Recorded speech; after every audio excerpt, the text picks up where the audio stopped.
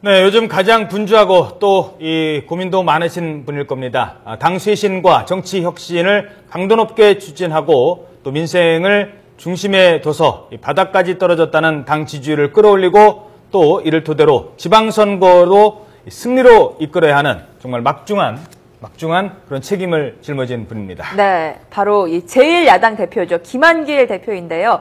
최근 신년 기자회견에서 지방선거 전략과 전국 구상 등에 대해서 밝혔는데 여기에 대해서 궁금한 점 이야기 나눠보는 시간 갖도록 하겠습니다. 어서 오세요. 네, 안녕하십니까. 안녕하세요. 예. 지금 이제 대표 되신 지 한 9개월 정도 지났죠. 네. 예. 그 처음에 이제 부녀 대통령, 부자 대표, 김철 대표님에 이어서 그 이제 얘기가 많았는데 네. 어떻습니까? 한 9개월 어떻게 평가하십니까? 대통령 선거에서 패배한 뒤에 1년차 야당을 이끄는 대표. 예. 네. 참 어려운 자리라는 것을 그렇죠. 매일매일 실감하고 있습니다. 예. 그러나 어쨌든 이 민주당이 예. 이 패배의 늪에서 벗어나서 다시 우뚝 서는 민주당, 국민의 기대를 다시 모을 수 있는 민주당 반드시 만들어내야 되겠다 하는 생각으로 예. 하루하루 최선을 다하고 있습니다. 하루하루 최선을 다하십니다. 네. 예. 뭐 아버지 김철 통일사회당 대표에 이어서 이 부자 2대를 그렇죠. 이어서 야당 대표를 맡고 계신데요. 아버지가 지금 살아 계신다면 혹시 지금의 야당 대표에게 몇 점 정도 줄 것 같습니까? 많은 점수 줄 것 같지 않아요. 네, 답하셨나요, 지금? 네네. 그러나 저는 어려운 일이 닥칠 때마다 예. 네. 아버지라면 어떻게 하셨을까 하는 생각을 늘 해보게 됩니다. 예. 중요한 정치적 결단을 내릴 때마다. 네. 부끄럽지 않은 아들이 돼야 되겠다 하는 생각은 늘 잊지 않고 있습니다. 예, 네. 알겠습니다. 제가 대한민국 사람이면 대부분 다 김한길 대표 다 잘 아시겠습니다만, 알고 계시겠죠. 저희들이 네. 그 이력을 좀 준비를 해봤는데요. 네. 좀 특이한 이력도 있으셔가지고 네. 살펴보도록 하겠습니다. 네, 이화여대 부속고등학교 그리고 건국대를 네. 졸업하셨고요. 청와대 정책기획수석 그리고 문화부 장관을 역임하셨고 15, 16, 17 그리고 19대 국회의원이십니다. 네, 제가 잘 몰랐는데요. 예. 이대 부고가 그 남녀공학이라고 하던데 그렇습니다. 그 시절에 남녀공학이 흔치 않았잖아요. 그 시절에는 교복 입지 않고 네. 사복 입고 머리 기르고 다니는 학교가 네. 이대부고가 유일했던 것 같습니다. 그리고 남녀 비율이 반반인 학교가 아니라 네. 남학생 수가 여학생 수의 반밖에 안 되는 좋으셨겠습니다. 인기 많으셨을 것 같아요. 어땠습니까? 그럴 것 같죠? 네. 우리 학년이 여학생이 100명이고 남학생이 한 45명 정도 됐는데 예. 그러면 여학생 2명당 남학생 하나가 되니까 네. 괜찮을 것 같지 않습니까? 그렇죠. 근데 예. 전혀 그런 거 소용없어요. 왜요? 몇 명한테 다 쏠립니다, 한꺼번에. 그럼 인기가 없었다는 말씀. 공평하지 않더라고요, 그런 예. 것은. 네. 그리고 건국대학교 졸업하시고, 그러니까 어떻게 네. 보면은 정치인으로서의 흔히 말하는 주류의 어떤 그 길을 걸어오신 분은 또 아니다 이런 얘기도 좀 있는데 거기에 대해서는 어떻게 말씀하시겠습니까? 그런 평이 있습니까? 그러니까 그게 사회적 편견이겠죠. 근데 네, 그런 대부분의 많은 정치인들이 특정 학교 출신들도 많고 그런 상황인데 어떻게 보셨습니까? 우리 모교 동창회에서 들으면 상당히 불쾌할 말씀을 하시는 것 같아요. 예. 어쨌든 소위 인류대학이라고 불리는 대학 출신들이 네. 정치권에 상당히 많은 게 사실이지요. 그러나 출신 학력이 중요한 게 아니라 실력이 중요하고 정치적으로 보여주는 성과가 중요하다. 그것을 국민들은 중요하게 여길 것이다. 이렇게 예. 생각합니다. 역시 네. 우문현답이었습니다. 네. 자, 그러면 본격적인 질문 드리도록 하겠습니다. 어제 바로 당직 인선이 있었지 않습니까? 네. 뭔가 새롭게 해보겠다라고 말씀하시고 바로 당직 개편을 했는데 먼저 이렇게 말씀은 저희들이 다 드렸으니까요. 그 내용은 어제 저희들이 보도를 했으니까요. 네. 인선 배경은 어디에 방점을 두셨습니까? 이제 제가 대표가 된 것이 이제 8개월 지나서 9개월째 아닙니까? 예. 네. 지금 무슨 인사를 전격적으로 단행해야 될 시점은 아니었고요. 예. 네. 다만 몇몇 인사가 필요한 요인이 발생했기 때문에 실시된 인사였습니다. 그리고 이제 그런 자리를 채우는 김에 이제까지 저를 도와주던 주요 당직자들 가운데 각각이 가지고 있는 특장에 더 많은 자리로, 특장에 맞는 자리로 옮겨가는 게 예. 당을 위해서 좋겠다고 생각하는 자리 이동이 좀 있었다. 자리 이동, 그렇죠. 예. 사실 노웅래 사무총장은 대표 비서실장, 그리고 네. 김관영 비서실장은 대변인, 예, 수석 대변인 출신이시고요. 가까운 인사들이시죠? 물론이지요. 네. 예. 근데 이제 일부에서는 이제 최근에 그 호남 민심을 지방선거 앞두고 배려를 해야 되는데 뭐 그런 데도 방점이 있는 것 아니냐, 뭐 이런 얘기도 있었습니다. 예, 이상하게 그 호남 없는 민주당이라고 하는 것은 생각할 수 없는 거예요. 예. 그런데 지난 지도부를 구성할 때 최고위원 선거에서 호남 후보가 한 명도 없게 됐고요. 최고위원에 당선된 사람 중에. 예. 지도부에 호남 출신이 없었어요. 그리고 어떻게 인사하다 보니까 호남 분들이 중요한 자리에서 이 소외되는 모양이 됐기 때문에 그 부분에 대해서 이번에 또 참작이 됐다, 이렇게 예. 말씀드릴 수 있습니다. 예. 그리고 한쪽에서는 뭐 한정혜 대변인 정도만 이른바 이제 친노 네. 쪽이 아니냐, 뭐 이런 얘기도 있고요. 우선 그런 용어는 안 쓰시면 예, 좋겠고요. 알겠습니다. 예. 우리 당에 그런 이름으로 예. 당을 나누는 것이 아하. 우리 당을 정확하게 보는 것이 아니다. 저는 아. 그렇게 생각합니다. 예. 예. 지금 어제 새로 소위 이 명령을 받은 분 중에도 예. 그렇게 개파적, 분파적으로 보자면 네. 많은 분들이 저하고는 다르다는 말씀을 들을 수도 있지요. 예. 그러나 우선 분명한 것은 저 같은 경우에는 김한길 개파라는 게 없고요. 네. 저는 일로서 자리에 맞는 분들이 최선을 다해 주는 것을 제일 좋아합니다. 예. 알겠습니다. 그러니까 신년 기자회견에서 밝히신 내용이 민주당 변화하겠다, 네. 정치 혁신하겠다. 그래서 뭐 당내 분파주의 극복하겠다 많이 외치셨는데 그런 점이 좀 반영이 된 인사였나요? 어떻습니까? 제가 이제 당대표에 당선될 때 대선에서 패배한 이후에 전체적으로 우리 지지하는 분들이 우리 당에 요구한 첫 번째 변화가 네. 개파주의 극복이었습니다. 그렇죠. 예. 아시는 대로. 그렇죠. 그러나 지난 8개월, 9개월 동안에 상당 부분 그러한 성과가 있었다고 생각하고요. 예. 제가 이번 기자회견에서 밝힌 것은 아직도 잔존하고 있는 예. 약간의 분파주의, 그거마저도 우리가 완전히 극복하자 하는 말씀을 드렸던 예. 것이지요. 예.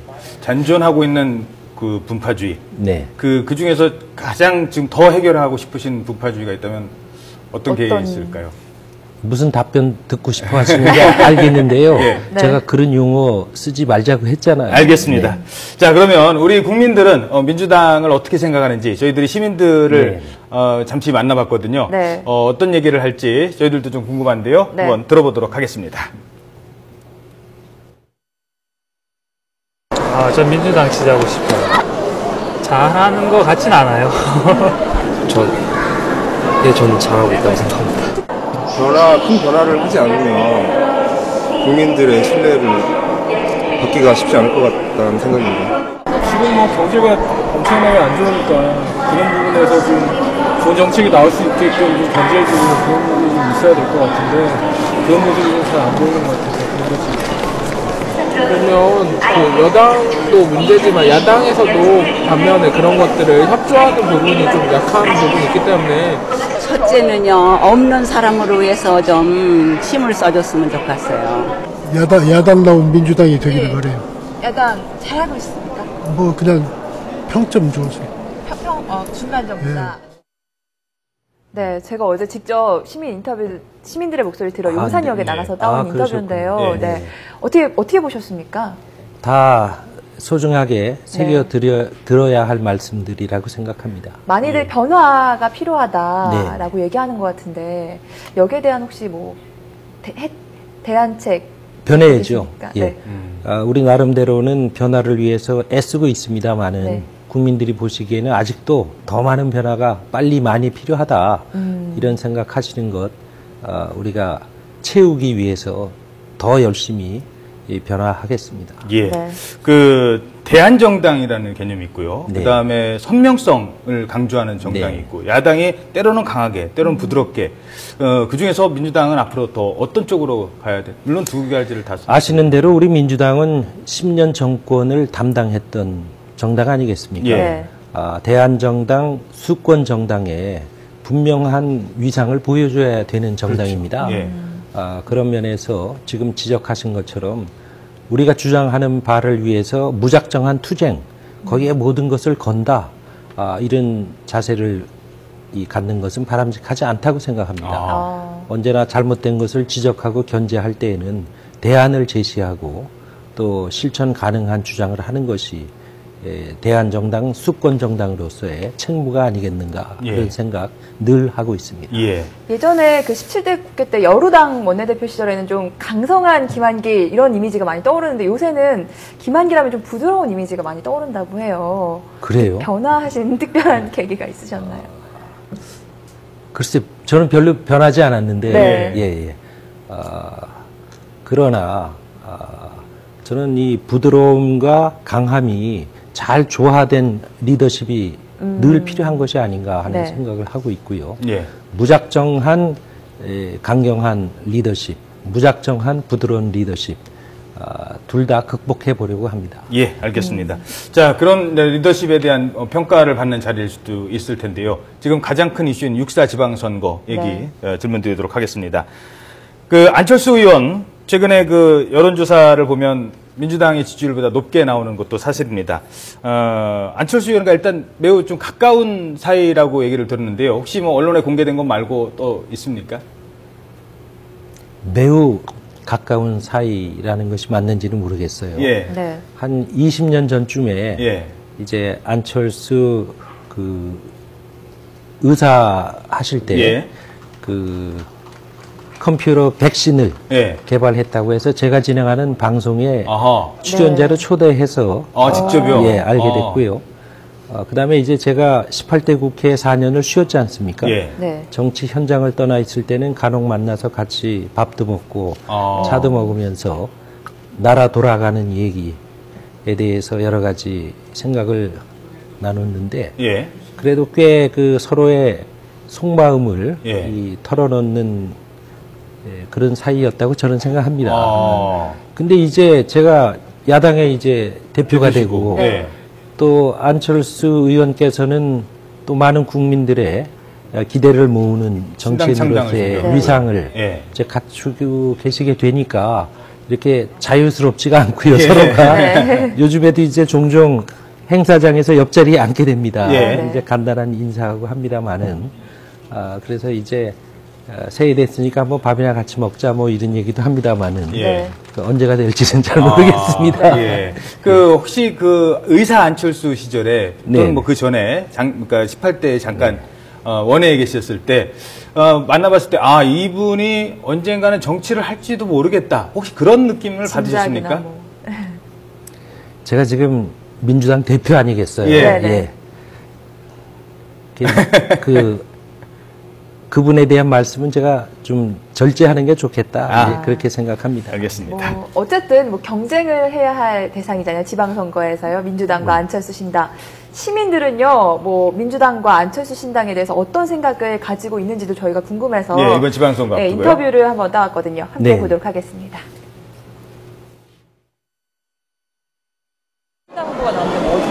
저는 안철수 신당. 뭐 새로운 정치를 해보겠다 그러니까 거기에 대해서 조금 이제 관심이 있어서 기대가 생기셔서요.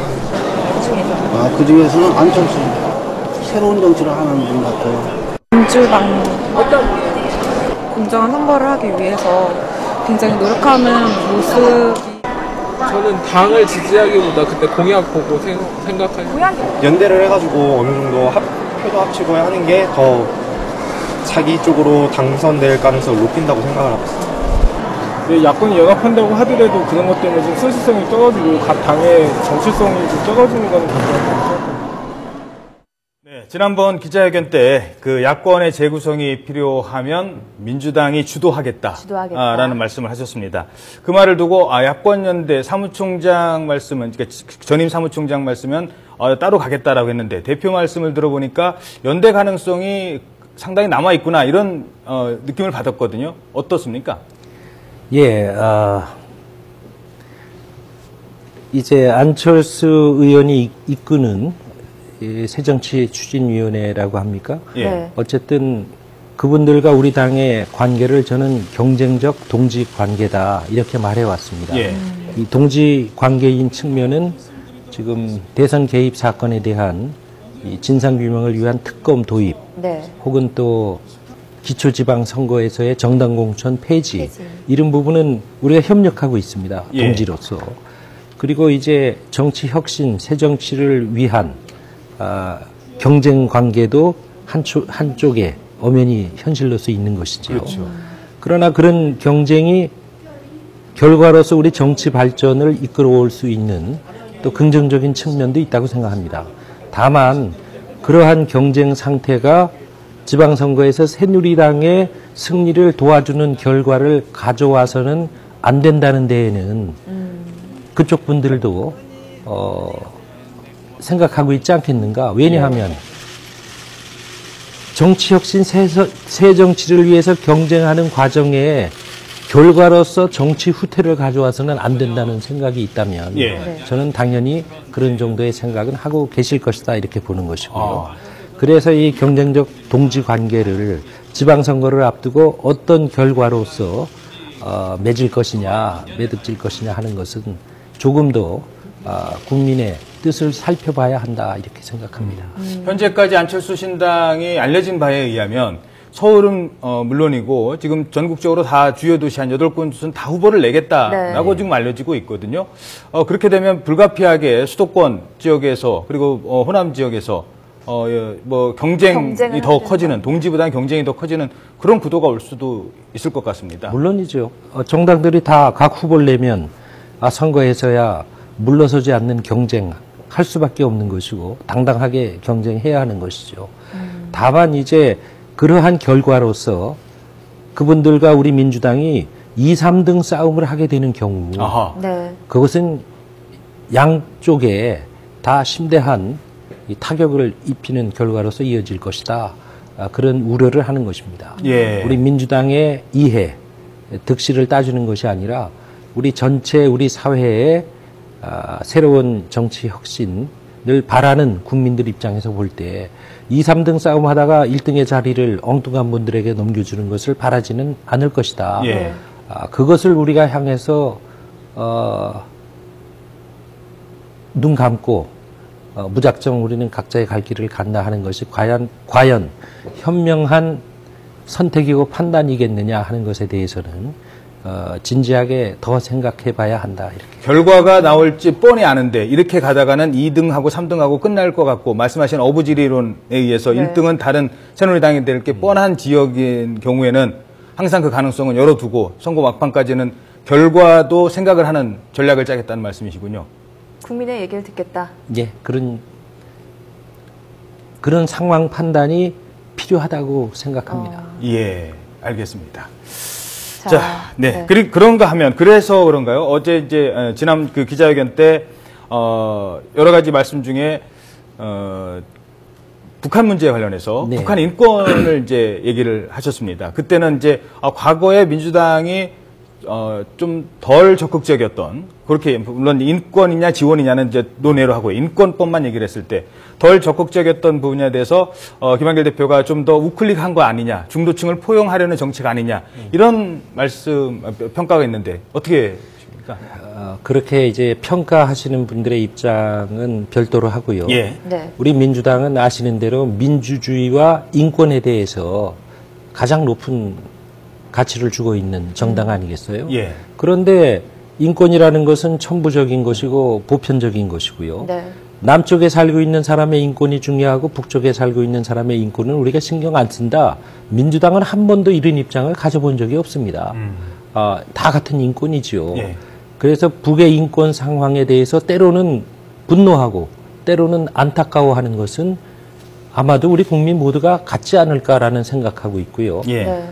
북한의 인권 상황을 개선하기 위해서 현실적으로 우리 이 정부에서 혹은 우리 국민들이 할 수 있는 일을 법 제도화하기 위해서 필요한 일이라면 우리도 망설일 이유가 없다 하는 입장을 밝혔던 것입니다. 그런데 뭐 이런 의견도 있어요. 뭐 산토끼 잡으려다가 뭐 전통적 지지특인 집토끼도 놓칠 수 있다.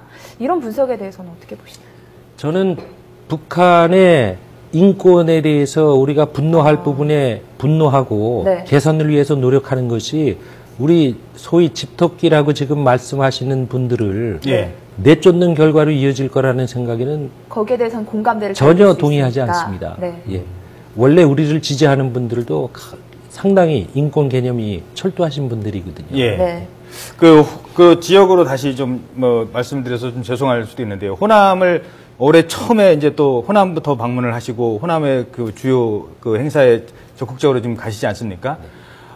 만약에 뭐 이런 얘기는 좀 그렇습니다만 민주당의 전통적인 지지 기반인 호남과 그 다음에 민주당이 반드시 또 지켜야 되는 수도권 이 두 가지 지역을 다 이기면 좋겠습니다만 만약에 민주당이 호남을 놓친다 이거는 더 이상 뭐 민주당의 어떤 정체성을 잃는 거다라는 얘기도 있고요. 그렇다고 수도권을 놓치면은 이제 중원을 빼앗기는 이런 얘기도 있습니다. 네. 당 대표께서는 어느 지역이 더 관심이 가시고 더 중요하다고 보시는지요? 죄송합니다. 이게 또 의문입니다.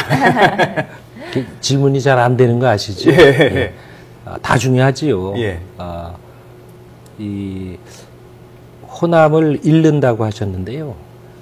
호남 분들 절대로 민주당 버리지 않습니다. 예.